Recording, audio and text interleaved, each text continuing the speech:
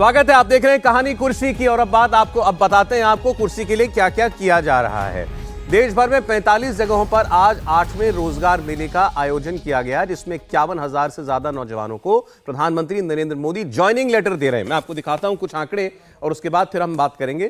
प्रधानमंत्री ये रोजगार मेले जो आयोजित होते हैं इसमें शिरकत करते हैं वर्चुअली, और कभी 1 लाख, कभी 51,000, कभी 70,000, ऐसे वो कई मौकों पर देखिए आपको तारीख के साथ बताया जा रहा है। अब तक 8 बार ये कितने नियुक्ति पत्र बांटे जा चुके हैं और आज 51,000 नियुक्ति पत्र बांटे गए। टारगेट जो सरकार का था वो ये था कि इस पूरे वर्ष में यानी चुनाव तक 10 लाख नियुक्ति पत्र उनको सरकारी नौकरियों के वो वितरित कर रहे हैं, यानी 10 लाख सरकारी नौकरियां सरकार देने जा रही है। और यह रोजगार मेला अब कुछ अंतराल पर आयोजित किया जाता रहा है और प्रधानमंत्री इस मौके पर अपनी बात भी कहते रहे हैं। अब आज प्रधानमंत्री ने यह कहा कि दुनिया की कोई शक्ति रोक नहीं सकती भारत को विश्व की तीसरी सबसे बड़ी अर्थव्यवस्था बनने से, और यह मैं आपको गारंटी दे रहा हूं। भारत दुनिया की सबसे तेजी से बढ़ती हुई अर्थव्यवस्था है। भारत इस दशक में टॉप 3 अर्थव्यवस्था में शामिल हो जाएगा। और ये गारंटी जब मैं आपको देता हूं ना, बड़ी जिम्मेवारी के साथ मेरे देशवासी, मेरे परिवारजनों को ये मोदी गारंटी देता है। मोदी की गारंटी आपने देखी। अब इसके बाद वो बोले उत्तर प्रदेश के मुख्यमंत्री योगी आदित्यनाथ पर, उनकी सरकार पर, उनकी सरकार के लॉ एंड ऑर्डर पर, और उसका क्या रिश्ता है सीधे निवेश से, इन्वेस्टमेंट से और नौकरियों से, ये भी देखिए। कभी यूपी विकास के मामले में बहुत पीछे था और अपराध के मामले में बहुत आगे, लेकिन अब कानून का राज स्थापित होने से यूपी विकास की नई ऊंचाई छू रहा है।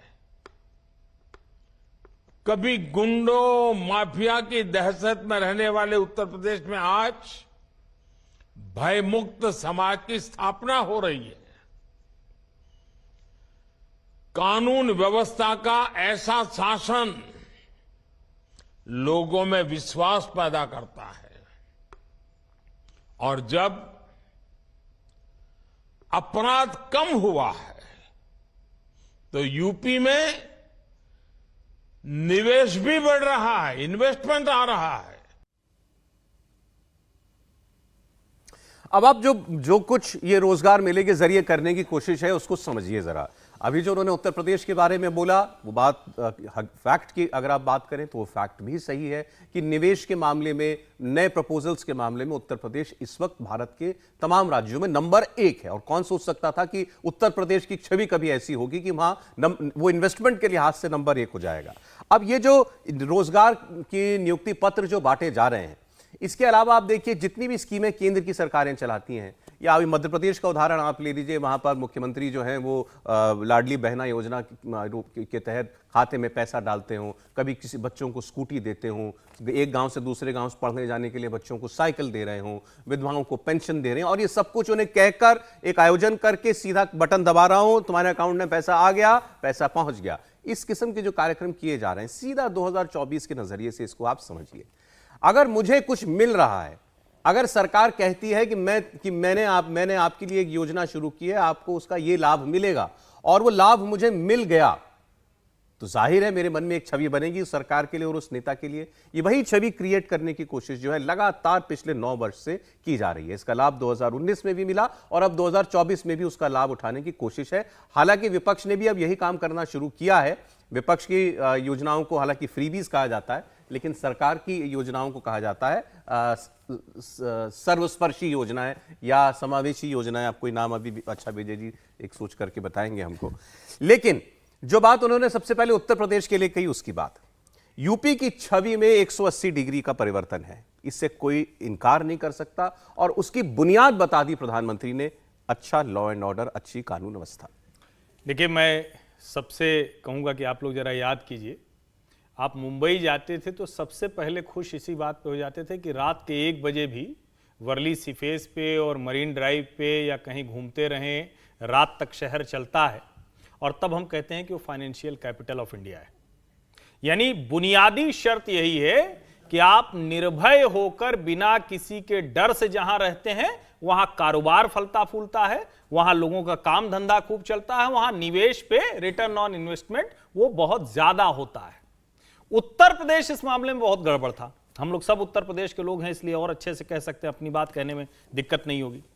योगी आदित्यनाथ के राज में वो काम तो ठीक हो गया।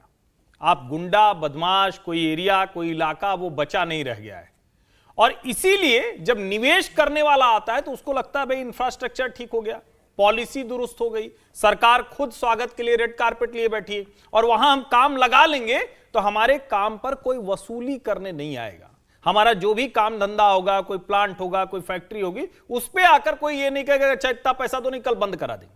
जब ये साहस आ जाता है तो वहां पर इकोनॉमिक एक्टिविटीज बहुत तेजी से चलने लगती हैं और वो उत्तर प्रदेश में होता हुआ दिख रहा है। और इसका असर निश्चित तौर पर राजनीतिक परिणाम के तौर पर भी दिखेगा। लेकिन मैं तो ये कह रहा हूं कि राजनीतिक परिणाम तो योगी जी मोदी जी देख रहे हैं, लोगों के जीवन पर असर है भाई। रोज का जीवन स्तर बेहतर हो रहा है और उस लिहाज से सचमुच ये होता हुआ दिख रहा है लोगों को।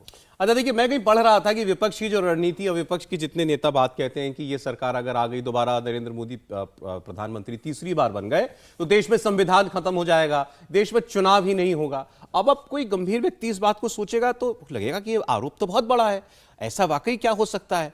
लेकिन क्या आम आदमी को ये समझ में आता है? मैं जो लेख पढ़ रहा था उसमें उस पर निष्कर्ष ये था कि लोगों को ये बात समझ में नहीं आती। लेकिन ये तो समझ में आता है ना कि मेरे लड़के को स्कूटी मिल गई, ये तो समझ में आता है कि मेरे खाते में साल में 2 बार जो है 2000 रुपया आता है और मामा जी तो उसको भी डबल कर देते हैं। ये चुनाव क्या, ये इकोनॉमी वाला चुनाव है क्या? ये चुनाव बार बार जो वो तीसरी बड़ी अर्थव्यवस्था कहते हैं वो सपनों वाला, एस्पिरेशन वाला चुनाव है? देखिए, जैसे ही आप तीसरी अर्थव्यवस्था आप कहते हैं, पांचवी अर्थव्यवस्था है हमारी और उसके परिणाम आपको देखने को मिल रहे हैं। जिस प्रकार से आपका जीएसटी कलेक्शन आपका होता है, आप बड़ी बड़ी योजनाओं को आप लाभार्थियों तक ले जा रहे हैं, इंफ्रास्ट्रक्चर डेवलपमेंट आप बड़े बड़े कर रहे हैं, आप बड़े बड़े डिफेंस के प्रोजेक्ट्स कर रहे हैं। आप कभी सोच सकते थे कि एक साथ हम 50-50 सबमरीन बनाने की दिशा में हम एक साथ जाएं? ऐसा हम कभी ये सोच नहीं सकते। तो ये इसका असर तो पड़ता है। दूसरी बात, ये इसमें तो कोई दो राय नहीं है कि नरेंद्र मोदी की सरकार ने जनधन योजना के साथ साथ जो समाज के पिछड़े तबके थे उन तबकों के लिए जितना काम किया है, चाहे वो शौचालय की व्यवस्था हो, चाहे वो मकान की व्यवस्था हो। आप सोच सकते हैं कि मेरे घर में काम करने वाली मेड, उसे गांव से फोन आता है कि आपके नाम से घर अलॉट हुआ है, वो यहाँ रहती है, एकमात्र एप्लीकेशन दिया हुआ था, इससे ज़्यादा कुछ नहीं था। उसको यहाँ फोन आता है और वो 2 महीना जाकर के घर में रह करके वहाँ अपना मकान पके। और ऐसे अनेक उदाहरण है, और ऐसा कोई एक नहीं है, कहीं ना कहीं हुआ होगा। उसका मकान है, नल जल की व्यवस्था है, घर तक आपको जल पहुँच रहा है। तो ये सारी सुविधाएं जो हैं, जो मिल रही हैं, उसका असर, हम पूछे किसको वोट करोगे? नहीं, लेकिन ये डिमिनिशिंग रिटर्न वाला मामला है क्या कि 19 तक इसका लाभ खूब मिला है 19 के चुनाव में, क्या अब 24 में भी मिलेगा? मुझे ऐसा लगता है कि जब कोई अभी के, मुझे तो नहीं लगता है कि कोई योजना लेकर के सरकार या कोई ऐसा अल्टरनेटिव कोई विकल्प लेकर के आया है जो इससे बेहतर दे सकता हो। फ्रीबीज की बात, जैसे आप देखते हैं कि मध्य प्रदेश में घोषित किया था कांग्रेस पार्टी ने, राजस्थान में उन्होंने कहा था हम किसानों के ऋण माफ़ कर देंगे, कहाँ माफ़ कर पाए। मध्य प्रदेश में कमलनाथ की सरकार रही, 18 महीने रही, वहाँ पर भी उन्होंने कहा था, कहाँ कर पाए। पंजाब के किसान की हालत बहुत खस्ता है। नरेंद्र मोदी जो कर रहे हैं वो सीधे, वो होता क्या था कि किसान का आप ऋण माफ़ कर दीजिए, लेकिन वो वाकई में उसका वो रियल उसका बेनिफिट नहीं मिल पाता था। अब जो हो रहा है वो आपको एकदम एक कैपिटल एसेट्स के तौर पर खड़ा करके वो सरकार आपके हाथ में ये कर रही है। अब देखिए, तो इसका फायदा तो मिलेगा। अब 13.5 करोड़ ये सरकार कहती है, प्रधानमंत्री ने कहा कि हमने 13.5 करोड़ लोगों को गरीबी से उठा करके नियो मिडिल क्लास कह लीजिए, लोअर मिडिल क्लास कह लीजिए, उसका हिस्सा बना दिया है। अब ये बहुत बड़ा दावा है कि वो 13.5 करोड़ लोगों की जिंदगी जो है इतनी बेहतर हुई कि आज वो हम उनको गरीब नहीं मानते हैं। और फिर इसको ये डेटा कभी ये SBI का डेटा है, इसमें UN का भी डेटा है कि भारत ने अति गरीबी को पूरी तरीके से समाप्त कर दिया है। तो फिर वही कह रहा हूं, इलेक्शन कभी अर्थव्यवस्था पर लड़े जाते रहे हैं क्या, और क्या ये वो वाला इलेक्शन है? देखिए, मोदी जी की यदि पॉलिटिक्स को देखें तो वो एस्पिरेशनल पॉलिटिक्स की बात करते हैं कि आपको कैसे आगे बढ़ना है। आज नहीं, 2023 की बात मत कीजिए, 2013 की बात कीजिए। जब 2014 के इलेक्शन थे तो मोदी जी का नारा था अच्छे दिन आएंगे, रोजगार की बात थी, सपनों की बात थी। तो वो सपने पैदा करते हैं और उस सपनों तक पहुंचने की कोशिश करते हैं और आपको भी वहां पहुंचाने की कोशिश करते हैं। आज भी मैं देख रहा था जो आपने रोजगार योजना का जो भाषण दिखाया, उसमें एक बात नहीं दिखाई कि वो बार बार ये बात कर रहे हैं कि आप जहां पहुंचे, जो काम आप कर रहे हैं वो बेहतर तरीके से करें और उससे बेहतर जगह पर पहुंचे। तो बेहतर स्थितियों में पहुंचने का जो एक सपना है वो दिखा रहे हैं। दूसरा जो बड़ा काम उन्होंने किया कि डायरेक्ट बेनिफिट आपकी पॉकेट में सीधा पहुंच रहा है, उसको राज्य सरकारों को, दूसरी पार्टियों को समझने में ही 7-8 साल लग गए। लेकिन वो करने लगे, अब वो करने लगे हैं। लेकिन जो जिसने किया उसका नुकसान तो नहीं हो रहा और उससे आप नाराज तो नहीं हो जाएंगे। जो प्रधानमंत्री की योजना हो, स्वरोजगार की योजना हो, या रागी जी ने जैसे कहा PM आवास योजना हो, और वो योजनाओं की पैकेजिंग भी बेहतर तरीके से करते हैं। आवास योजना की, लेकिन उन्होंने उसको महिलाओं के साथ जोड़ दिया। बिल्कुल, रजिस्ट्री महिलाओं के नाम आदि रजिस्ट्री। उज्ज्वला योजना का महिलाओं के साथ काम हुआ। शौचालय को उन्होंने इज्जत घर नाम देकर एक नया पैकेजिंग किया। तो वो दोनों चीज़ों को जोड़ रहे हैं। और आप सोचिए कि ऐसा पहला नहीं हो रहा। मनमोहन सिंह की सरकार जो UPA 1 में जब बची, न्यूक्लियर एनर्जी पर जब लेफ्ट ने उनको छोड़ दिया और उसके बाद जब इलेक्शंस हुए तो वो केवल मनरेगा की वजह से बची, क्योंकि मनरेगा से पैसा सीधा पॉकेट में गया था।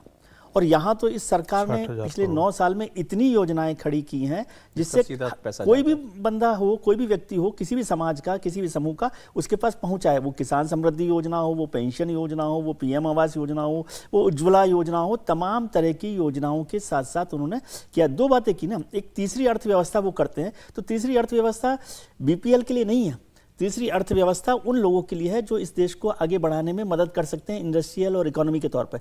लेकिन जो लोग इसमें नहीं आ सकते उनके लिए वो इंफ्रास्ट्रक्चर पर और डायरेक्ट बेनिफिट योजनाओं का काम कर रहे हैं। तो दोनों में एक बैलेंस बन रहा है। ये आजकल बार बार ये भी बताते हैं कि क्योंकि उनकी उपलब्धि है कि भाई जब हम आए तो ये बैंक अकाउंट नहीं थे करोड़ों लोगों के पास। बड़ी बात है। सब कुछ जो हो रहा है, डायरेक्ट DBT का सीधा खाते में पैसा जाना, सब कुछ उस बैंक अकाउंट से, उस मोबाइल रेवोल्यूशन से बहुत फर्क पड़ा है ना। टेक्नोलॉजी आज हम ही आप लोगों को कितना सरल लगता है ये UPI ट्रांजैक्शन करना। आप गांव में जाकर के देखिए क्या परिवर्तन आया है। गांव में पहले स्कूटर हुआ करते थे, अब आपको बाइक और ये सब चीजें ऐसा लगेगा कि जैसे आप उसे गिन नहीं सकते हैं। जो फूस की घरें हुआ करती थी, मिट्टी के घर हुआ करते थे। मैं नहीं कहता हूं कि पूरा सारा देश में एक बदला नहीं, पक्के हमारे गाँव में तो एक भी दिखने को नहीं दिखाई दिया। और आपका गाँव बहुत बड़ा गांव है। नहीं, पिछड़ा गांव माना जाता। नहीं, मैं नहीं कह रहा हूं कि पिछड़ा गांव माना जाता था, लेकिन पहले जो देखने को परिवर्तन देखने को मिल रहा है, बहुत बड़ा परिवर्तन, बहुत बड़ा। मैं ये इसमें चुनाव की पिच समझने की कोशिश कर रहे हैं हम प्रधानमंत्री की बातों में। नहीं, आपने जो एक शब्द इस्तेमाल किया कि 2019 के बाद अब वो घटने तो नहीं लगेगा, मतलब लाभ मिलेगा या नहीं मिलेगा, तो आपको मैं 3-4 पॉइंट बताता हूं। एक तो ये कि 13.5 करोड़ लोग गरीबी रेखा से ऊपर आए, वो मल्टी डायमेंशनल पॉवर्टी से ऊपर आए। जब हम ये कहते हैं तो ये सारी स्कीम्स उसमें शामिल हो जाती हैं। घर है, शौचालय है, बिजली है, पढ़ने के लिए बल्ब आ गया है, बच्चा पढ़ के निकल जा रहा है। उसके 3 बड़े पैमाने, स्वास्थ्य, शिक्षा और न्यूट्रिशन, पोषण।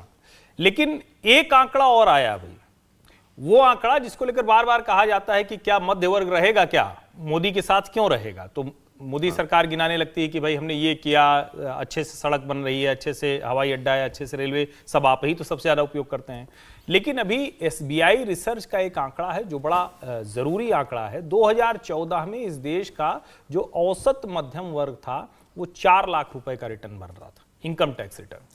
आज वो 13 लाख रुपए का इनकम टैक्स रिटर्न भर रहा है। अब ये इतना बड़ा आंकड़ा है जिस पर किसी का ध्यान कम जाता है। हम कहते तो हैं कि हमारे पास पैसे नहीं आ रहे हैं, लेकिन जब हम ध्यान से देखते हैं तो 2014 से 2022 तक ये हाल है। दूसरा, हालांकि उसमें पे मैं आप बीच में बटन देता हूं जरूर कि वो ये टैक्स कंप्लायंस बढ़ गया है, तो अब ज्यादा लोग नहीं, टैक्स कंप्लायंस नहीं बढ़ा है। टैक्स टैक्स भरने वाले बढ़े। हाँ, टैक्स जीरो- भरने वाले बढ़ गए तो उसमें मोटा पैसा कमाने वाले भी आ गए। ना ना ना, एवरेज पर फर्क पड़ गया। जीरो रिटर्न वाले ज्यादा हो गए। पहले क्या था कि लोग भरते भी थे तो जीरो रिटर्न वाले सबसे ज्यादा होते थे, अब जीरो रिटर्न वाले भी कम हुए और जो एवरेज था वो 4 लाख से 13 लाख हुआ, जो औसत जिसको हम साल की आमदनी कहते हैं। दूसरा, आप जब हम कह रहे हैं आपका तर्क यदि किया जाए तो जो हर्षवर्धन जी कह रहे हैं, तो हर्षवर्धन जी और स्ट्रांग विकेट पर हैं। संख्या यदि बढ़ जाती है तो एवरेज तो और कम जाना चाहिए ना, है? तो यदि बढ़ रहा है तो उसके मायने अलग हैं। हर्षवर्धन जी। कंटिन्यू। दूसरा एक जिसको हम कह रहे हैं कि सरकार कैसे सोचती है। अब जैसे मैं बार बार कहता हूं, इस शो में भी कह चुका हूं कि ये जो राशन बांटने वाला है ये प्योर पॉलिटिकल प्रोग्राम है। ये मोदी जी का 2024 में वोट बटोरने का प्रोग्राम है। ये जो 5 किलो राशन अनाज ये सब दे रहे हैं, इसकी किसी को अब जरूरत नहीं है, लेकिन ये दो तरफ जा रहा है। एक तो ये कि उन सारे लोगों को जा रहा है जिसकी अब राशन की जरूरत खत्म है, लेकिन राशन मिल रहा है तो उसका उपयोग दूसरी जगह कर रहा है। दूसरा, अभी एक रिपोर्ट आई है, पिछले कुछ वर्षों में जो बफर स्टॉक होता था वो 2.5 गुना से कई गुना ज्यादा होता था खाद्यान्न का, अभी कम हो गया है।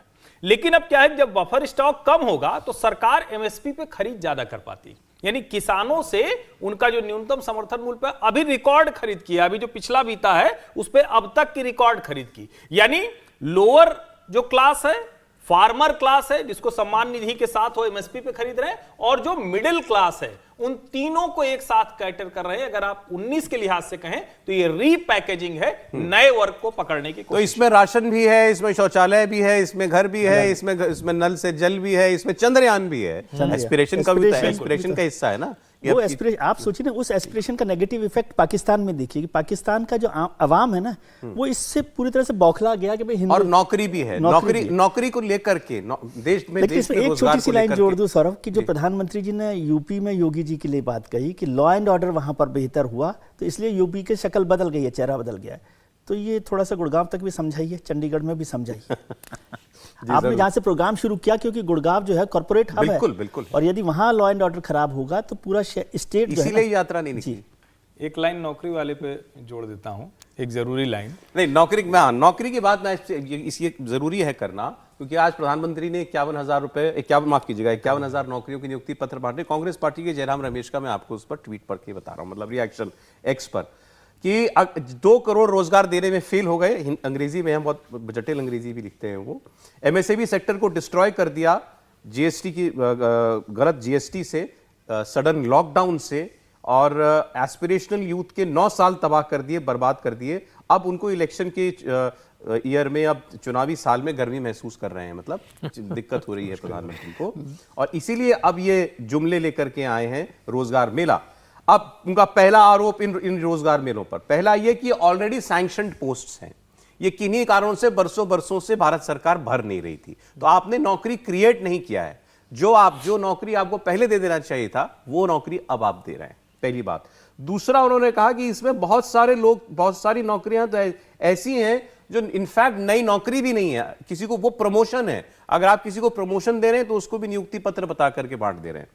तीसरा इल्जाम कि ये सिर्फ और सिर्फ प्रधानमंत्री की पर्सनालिटी को, या ये मेलों को पर्सनलाइज करने की कोशिश की गई है, और रूटीन जॉब्स हैं। प्रधानमंत्री के पद का व्यक्ति ऐसी नौकरियां नहीं ना तो क्रिएट करता है ना बांटता है। और बाद में उन्होंने फिर उसके लिए अंग्रेजी में बड़े बड़े शब्द इस्तेमाल किए प्रधानमंत्री के लिए।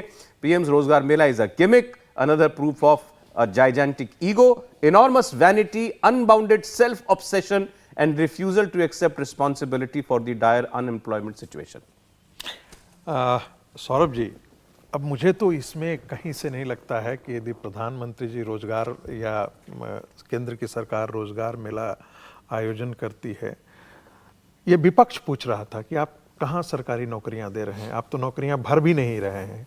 अब भारतीय जनता पार्टी की सरकार यदि नौकरियां दे रही है, उसका आयोजन कर रही है, तो ये एक डेटा एक मजबूत हो रहा है। लोगों के मन में ये परसेप्शन क्रिएट करने की बात है कि भाई देखियो, हम तो रोजगार मेला भी आयोजित कर। पहले भी एक सामान्य आम लोगों से पूछा, अरे भाई रोजगार कहाँ मिल रहा था, तो मुझे लगता है कि सरकार उस प्रश्न का उत्तर दे रही है। दूसरी बात, जयराम रमेश से तो हम ये उम्मीद नहीं करें कि वो नरेंद्र मोदी की प्रशंसा करेंगे और ये कहेंगे कि वो भारत सरकार बहुत अच्छा काम कर रही है।